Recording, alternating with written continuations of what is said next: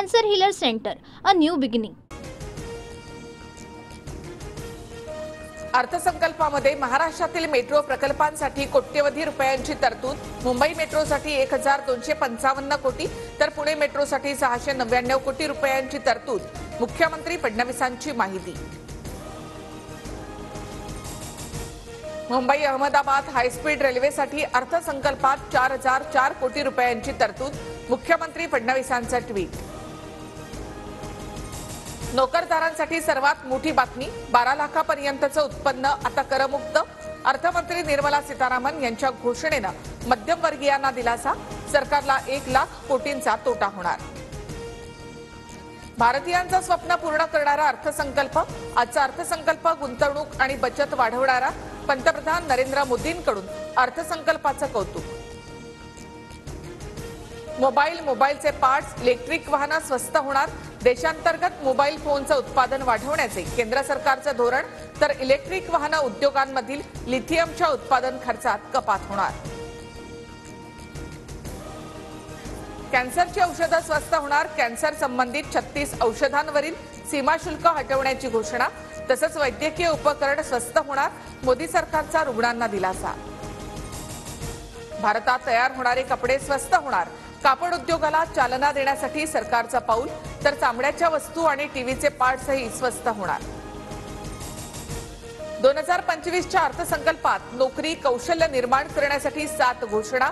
वैद्यकीय महाविद्यालयांमध्ये 5 वर्षात 75,000 जागा वाढवणार. तर IIT क्षेत्रामध्ये 6,500 सीट आणखी वाढवल्या जाणार. देशातील कृषी उद्योगाच्या विकासासाठी मोदी सरकार सकारात्मक.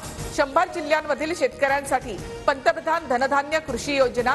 1.7 कोटी शेतकऱ्यांना फायदा होणार. आजच्या अर्थसंकल्पात पोकळ घोषणा. कृषी क्षेत्रासाठी निराशाजनक अर्थसंकल्प. स्वाभिमानी शेतकरी संघटनेच्या राजू शेट्टींची टीका. दिल्ली महाराष्ट्राला गृहीत धरते हे आजच्या अर्थसंकल्पातून स्पष्ट.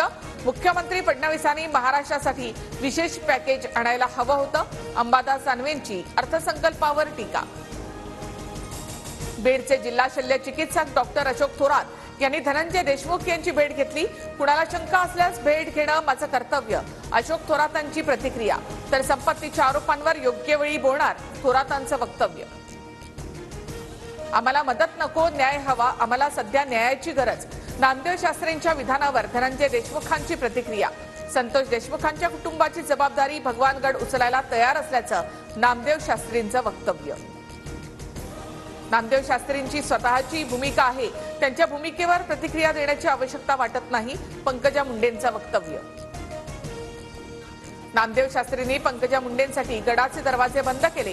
आज कोणत्या कारणामुळे गडाचे दार राजकारणासाठी पुन्हा उघडलं? प्रकाश महाजन यांचा रामदेव शास्त्रींना सवाल. इंडियावादी संत जन्मले, वाल्याचा वाल्मिक करून गेले. नामदेव शास्त्रींच्या वक्तव्यावर सदाभाऊ खोत यांची खोचक टीका. राजसाहेब मुंबईच्या बाहेर या आणि संगमनेर पहा. जनतेला परिवर्तन हवं होतं. आमदार अमोल खताळ यांच्याकडून राज ठाकरेंना संगमनेर भेटीचं आमंत्रण. राज ठाकरेंनी बाळासाहेब थोरातांच्या पराभवावर भाष्य केलं होतं. Cancer Healer Center, a new beginning.